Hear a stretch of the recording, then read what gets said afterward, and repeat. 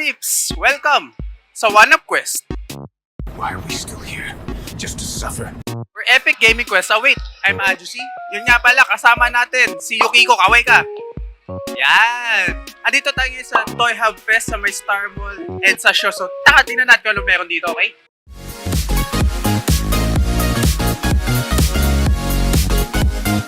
Going on a bubble tea trip.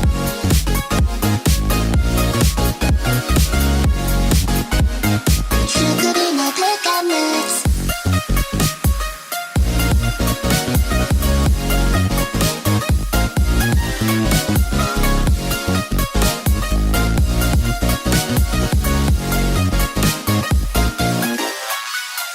My 心の準備がない。そっと君の手を握りしめていたい。アイスクリームがとろけるほど My eyes, your eyes want me 会いたい。好きなんでしょ岩のように Floating on the clouds また雨 Eyes flooded my head spinning round and round ミルクラテ Flavors on your lips 吸い込まれる Going on a bubble tea trip Fly away Sweet honey Can I stay with you いつまでも Fly away Sweet honey Can I stay Let my head spin round and round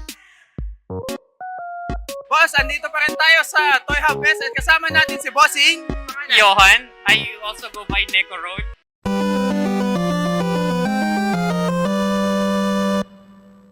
Wow! Wow, may artist name siya ako din. Meron, pero nakalimutan ko na. Anyway, boss, can you tell us something about your merchandise? I do augmented reality art. Yan. Gano'n mo katagal ginagawa to? From days to weeks, depende sa komplikado ng isang piece. Nakawala yung mga art na katulad nun nandito, yung madaming layer. Ito, matagal talaga to. Like, ito yung drawing process ko nito, probably nga a week eh. Yan, compress na yun Kasi matagal ko siya ginawa kasi syempre hindi mo na mauupuan ng isang upo. So gawin mo sporadically. Pero pag kinompress mo yun, maybe days worth pa rin yun. 72, 48 hours worth.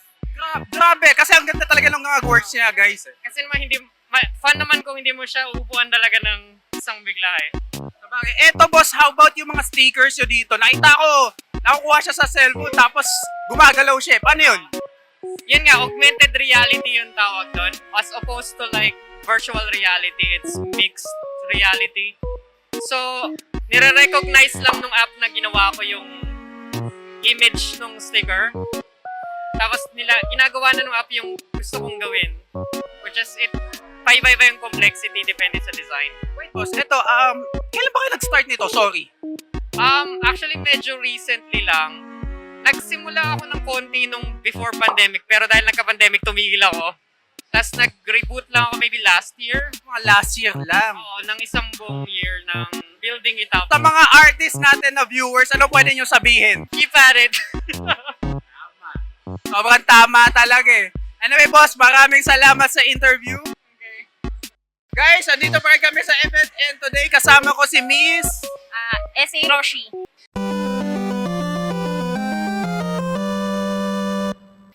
Roshi, like Master Buten. S.A. as in essay writing daw. Oh, okay. Miss, may nagsasabi ka mukha yung kapatid ni Ivana Alawi. Totoo ba yun? Salamat. Salamat na lang. Can you tell us something about your merch? Okay. So, hindi kasi ako magaling mag-digital art. Actually, ako marunong ng digital. So, lahat to ay traditional art. So, ini-scan ko lang to isa-isa. Tapos lilinisin ko lang ng onte sa Photoshop. Tapos yun na. Ito siya. Tapos, more on, ano talaga ako, crafting ng mga polymer clay. So, ito, like Oreo.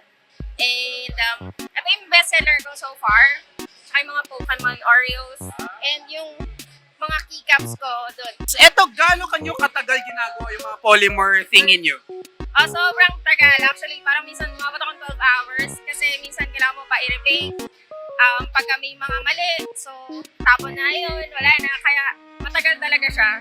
Pero masaya akong ginagawa siya. Miss, bakit puro pala ka? May fetish ba kayo sa frogs? Wala. Meron lang kasi nagsabi sa akin one time na mukha daw akong frog. So, hinarir ko lang. Tapos, yan ang comeback ko. Sino yun? Mabugbog natin. Kaibigan mo ba yun? Hindi. Any message sa mga viewers natin? Ano lang, hayaan nyo lang yung mga bully and kung gusto nyo mag-drawing, practice and mag-reference kayo, huwag kayong maniwala sa mga tao na mas magaling mag-drawing yung mga walang kinokopyahan kasi hindi totoo yun. Mali-mali yung reference nila at yung proportion minsan. I mean, unless super galing na kayo. Pero practice. Grabe, may pinaguhugutan talaga. Anyway, Miss, thank you so much sa interview. Okay, thank you din. Yan guys, nandito pa rin tayo sa event and kasama natin si Miss Felicia!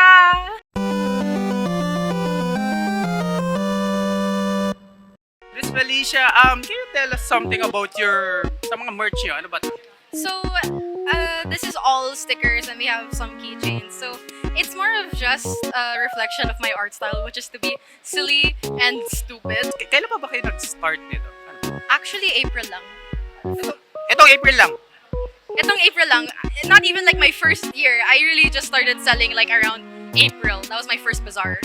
Wow, ano ba ito kino-cosplay nyo? Sorry. Ganda. Si Klee. Klee from Genshin Impact. Favorite Genshin Impact character nyo? Oh, that's hard. Alhaitham. Or Nuvolet. Yeah. Sino ang pinaka-husbando mong character sa Genshin Impact? Nuvolet.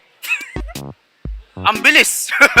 Yun agad diretso agad Di ba may mga bagong updates? Can you tell us something sa mga bagong updates ng Genshin? Or ano ba, naglalaro pa ba kayo? I only play sometimes. The last time that I played, the newest character was Chlorind.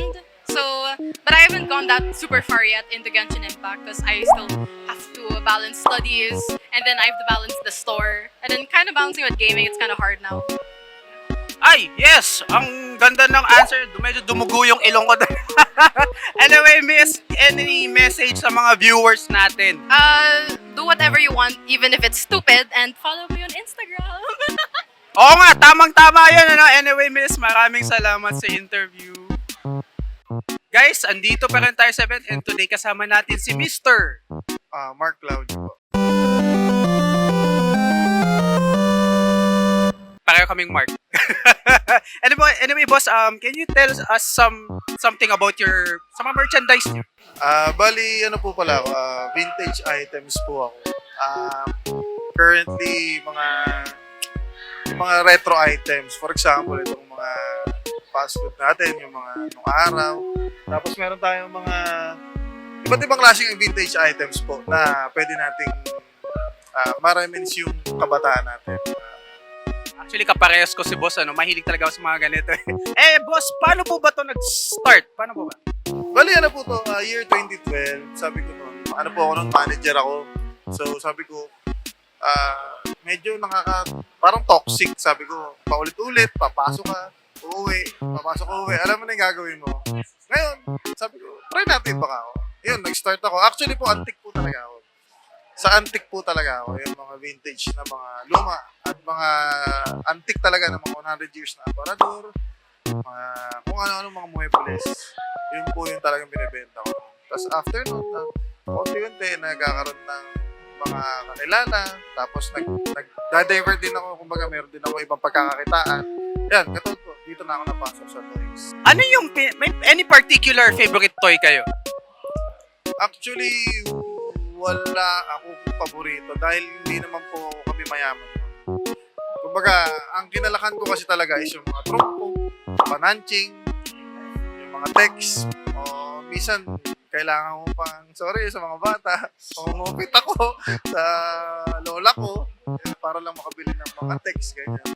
Ayun po. Gano'n na po ba kayo katagal na nagbebenta na? Naalala niyo? Siguro mga 10 years or 12 years, mga ganon. Matagal na, boss. Actually, ito na yung pinangkakabuhay ko sa pamilya ko. Any message sa ating mga interviews? Any message sa ating mga tagapanood? Yun lang, ito, kaya ako nandito dahil masaya ako. Masaya ako na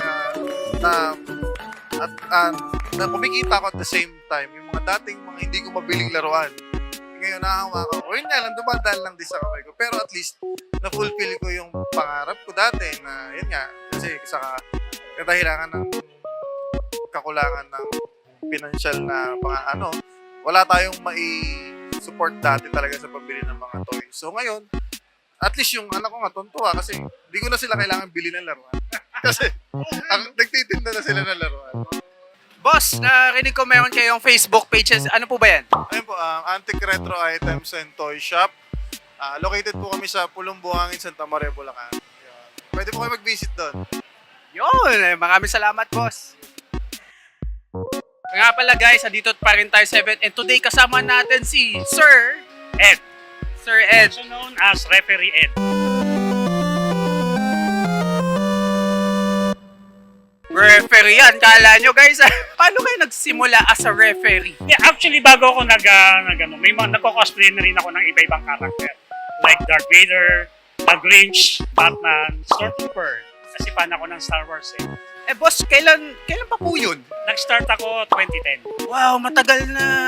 Eh balita ko boss, galing pa kayo sa ibang mall. Ano ba?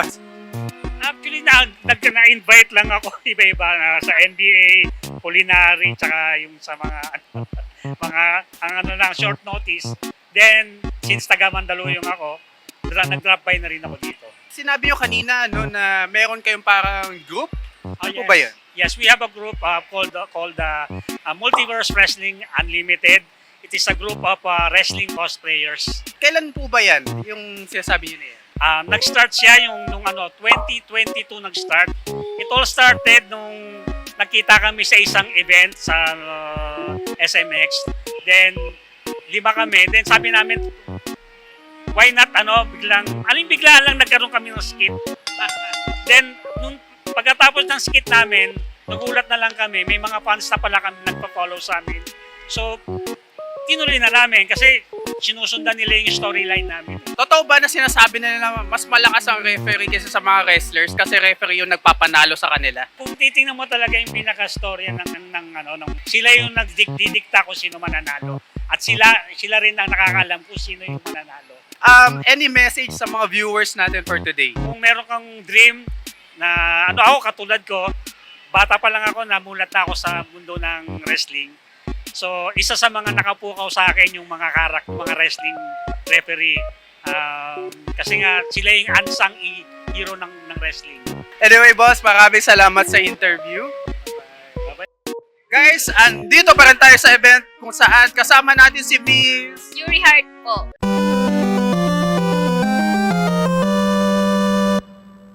Sino ba kina-cosplay nyo? Yung Rabbit Hole Hatsune Miku, ibang version niya po. Parang fan art po kasi siya. Ibang... Parang last year lang po siya lumabas yung fan art niya. Tapos naging costume na siya. Ano yung pinaka-favorite anime character? Ano pala? Anime, mental block ako. Si Ursa Scarlet. Sa Fairy Tail. That was like 2000... Ano yun? Mga anong year nga ulit? Na po. How about favorite anime? Anime, Few inches later. yung bago ngayon, Delicious in Dungeon. Ano yun? Yung nag-explore po sila sa mga dungeon, tapos yung mga monster, papatay nila, tapos kakainin nila. Yun, Kinakain yung monster. monsters. Pero masarap. Masarap talaga.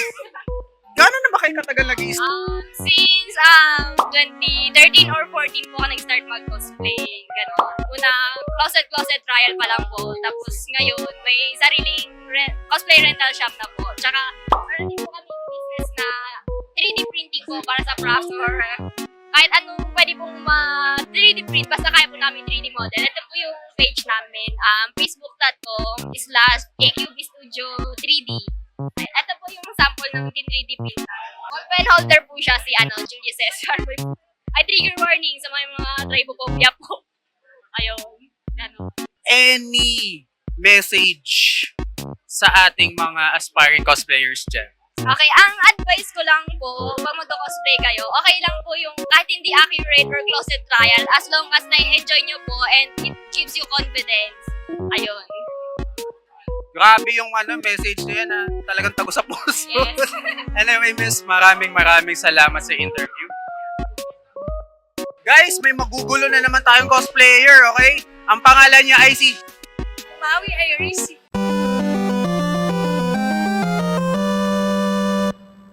Can you tell us something about your cosplay?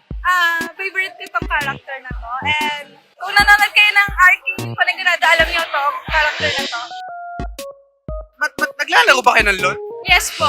Ah, Recently na hindi na masyado kasi busy na sa school tsaka sa cosplay. how about, ano ba yung favorite anime nyo? Anime, Love Live, and ano ba ba? Madami eh. And different genre po. Favorite anime character? Isa lang? Sino ba? Sino ba? 1 hour later. Wala, hindi ko maisip pero madami sila eh. Sorry ah. Ang dami naman yan ate. Isip ka lang dyan, ng genre. 6.5 hours later. Kita wala na. O diba, parehas kami. Susunod masasagot niya, pustahan tayo, makikita pa natin siya sa event. Sino ba ang pinaka-husbando mong anime character? Hindi na ako masyado nanonood ng anime pero nagbabasa ako ng webtoons.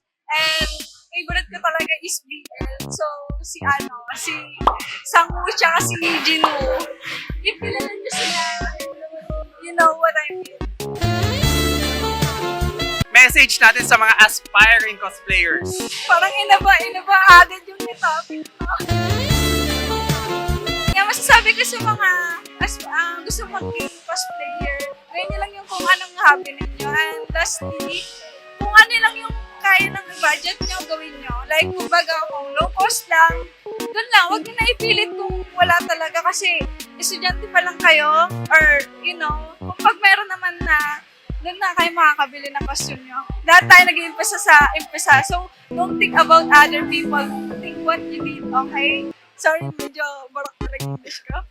Actually, pares kami. Anyway, miss, maraming salamat sa interview. Guys, andito pa rin tayo sa event. Ay, nako, grabe yung kasama natin ngayon. Kasama natin si Miss. Natsukashi po.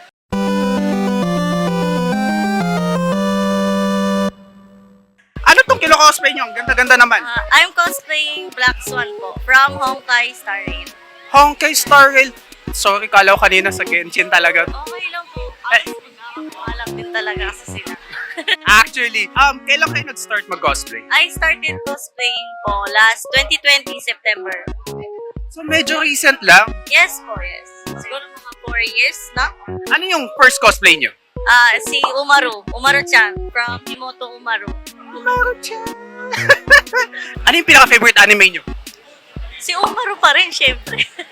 Si Umaru. Tapos, as of now, favorite ko si Gojo Satoru. Favorite anime character? Bukod kay Umaru, Kay Umaru. Bukod kay Umaru. Naku, mahirapan tayo dyan.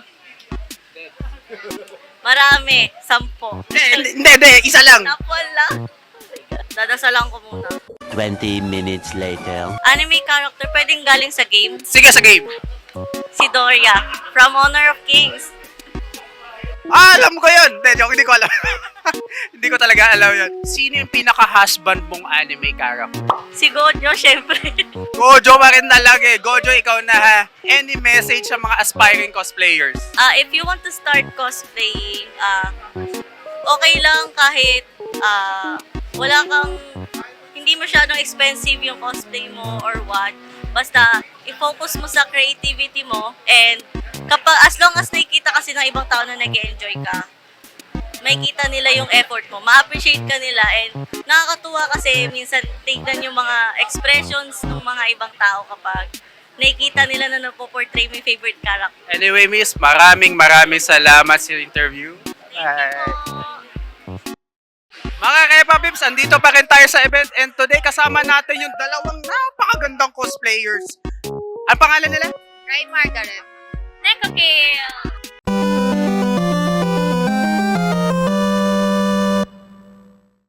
Kamusta kayo sa cosplay nyo?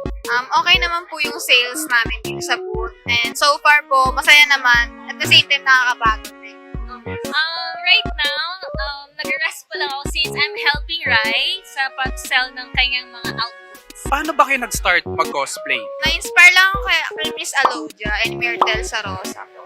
Ikaw, miss? Ever since I was young, may interest na talaga ako sa pag-makeup. And then, na-influence na rin ako ng partner ko sa pag-cosplay. So, nag-learn ako na interest when it comes to this cosplaying and sa pop culture. Anong year ba kayo nag-start? Ako po, 2021, but tinuloy ko talaga official noong 2022. Recent lang. Ikaw, miss. I started 2021. Sabay? Isang event ba yon? No po, sa Facebook lang talaga ako nag-cosplay. Pero nung 2022, attend na ako ng convention, mga ganun. Same na rin, since it was pandemic. Doon din ako nagkaroon ng new hobby, which is cosplaying. Then yun, same year, 2022, nung wala ng pandemic, doon na rin ako nag-attend ng cosplay events. Medyo totorturing ko kayo ng konti. Joke lang. Ano yung favorite anime nyo? One Piece. OMG, ang dami ko favorite, pero pinaka-favorite ko is Re:Zero. Favorite anime character? Nico Robin. Bakit? Kasi sexy? No, because ano siya, malakas siya, bukod doon, maganda siya. Ooh! Ikaw, miss? Ang dami kong favorite. Ay! Pinaka-favorite female character, si Rem, of course, from my favorite anime. Then, when it comes to sa male na favorite character, si Gojo.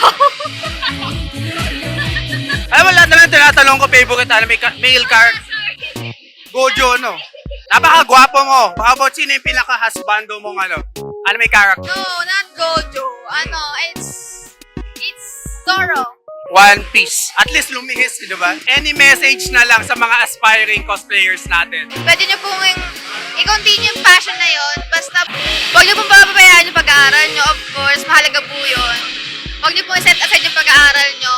Ang cosplay naman po, nandyan lang. Pwede nyo gawing hobby. Sometimes, o pwedeng always. Basta, take care lang lagi sa pag-cosplay kasi marami ding nababastos dyan eh. For aspiring cosplayers out there, just be creative sa mga gagawin nyo sa mga cosplays nyo. And at the same time, of course, may mga time talaga na, mababurnout tayo. Pero, i-continue nyo lang yung passion nyo sa pagka-cosplay. Anyway, mga miss, thank you so much sa interview. Bye-bye! Mga Repa Pips, dito pa rin tayo at meron na naman tayong magugulong cosplayer. Ang pangalan niya ay si Miss Miwa!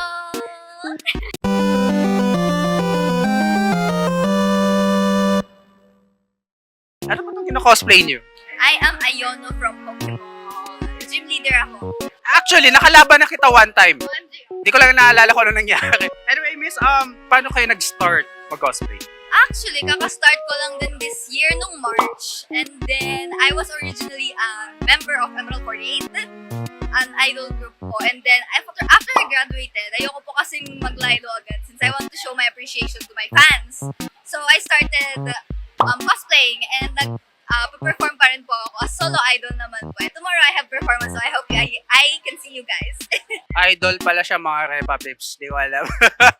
Anyway, Miss, ito na lang. Totorturing ko kayo konti, ha? Anong pinaka-favorite anime niyo? Fairy Tail. Fairy Tail. Napakabilis naman. Kala ko mag-iisip pa ng madaming beses, eh. It's Fairy Tail. Sa Fairy Tail, sino pinaka-favorite character niyo? Mahirap. Sino kaya? Ang hirap.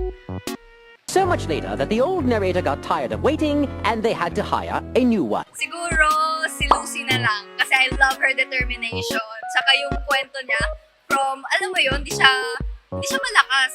Pero after lahat ng season and pinagdaanan niya, nakaya niyang maging malakas for her love sa mga friends niya. So, I love her. How about sa mga zodiacs siya? Sino yung pinaka-favorite mo? I'm a Libra, pero hindi ko favorite ang Libra. Siguro, si Aquarius, kasi napaiyak nila ako sa episode na yun. Grabe yun eh. Sino pinaka-husbando mong anime character? Husband, that's so many. Recently na lang. Recently, si Itsuomi.